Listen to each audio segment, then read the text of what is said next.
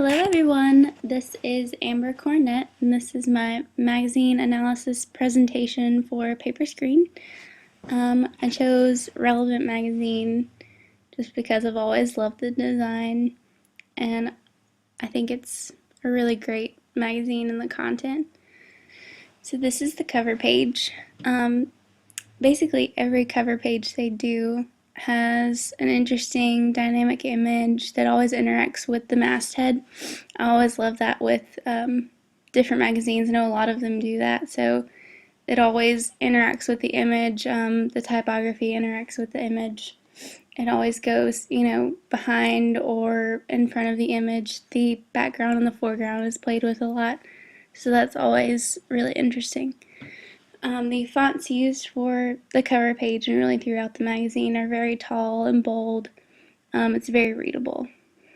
The barcode and the issue number and the price info are usually always displayed on the cover page so that you always know which issue you're getting and what the price is.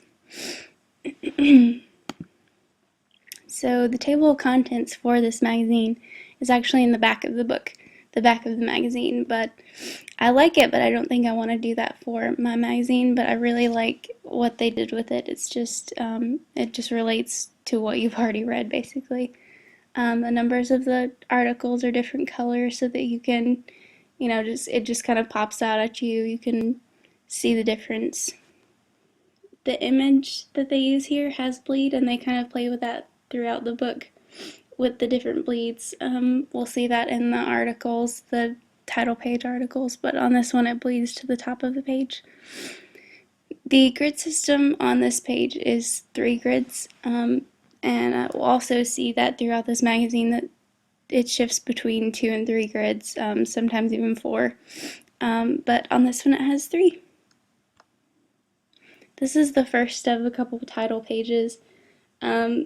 The image that they use with this one is it's very bold, it's very eye-catching, and the background of this page, this image looks like it goes across both pages. So the bleed with this image just goes across both pages, so it's very, very cohesive, very unified. It goes together. The second page of this first title page has 2 grids and it has a drop cap. So here with the title page it just has 2 grids, so it differentiates from the article itself on the next couple of pages. The icons and the lines used on this page, they encourage movement to the next page. The arrow does, it's a little icon, and the yellow line kind of moves your eye to the next page. The paragraph font throughout this book is serif font, so it's just very easy to read.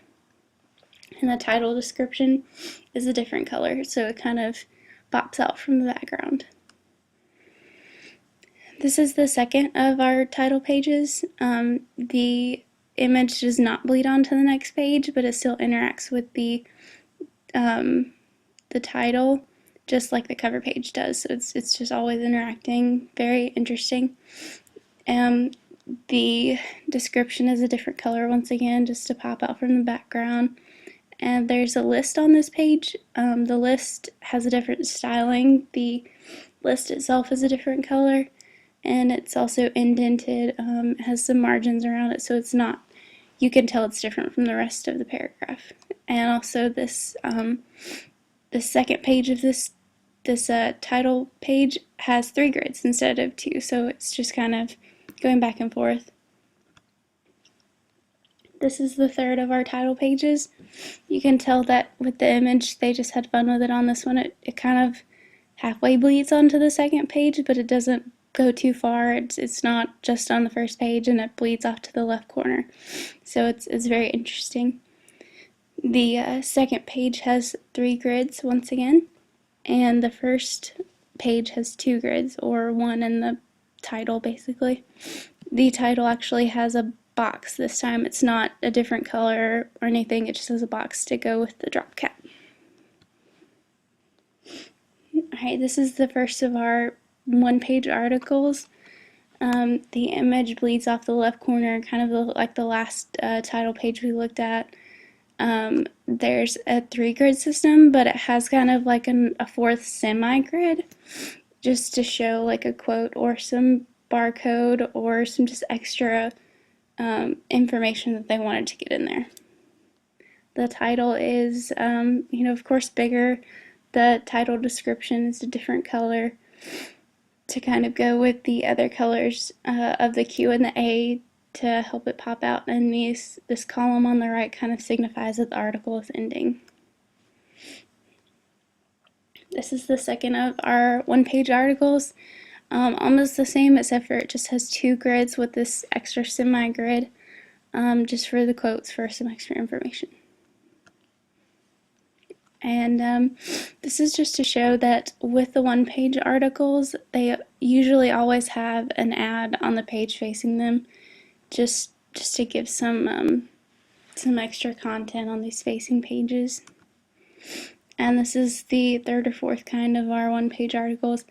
On this one, the image kind of has less of a focal point than the actual title does. The title has more of a focal point than the image does. It's bigger, and you can just, your eye draws more toward it. The semi-grid actually gets bigger here, so it's almost like they have 3 grids on this one, and they add a kind of column at the bottom, and then the ad is on the facing page. And so this is just to show what the actual articles look like other than the title pages and the one-page articles. It always has 3 grids, it's very generic, and the images don't bleed. And this is just another kind of title page with an article. I like what they did here with the quotes. They actually put like a box around it just to kind of give some interaction between the quote and the actual grids itself, the paragraphs. It's very interesting.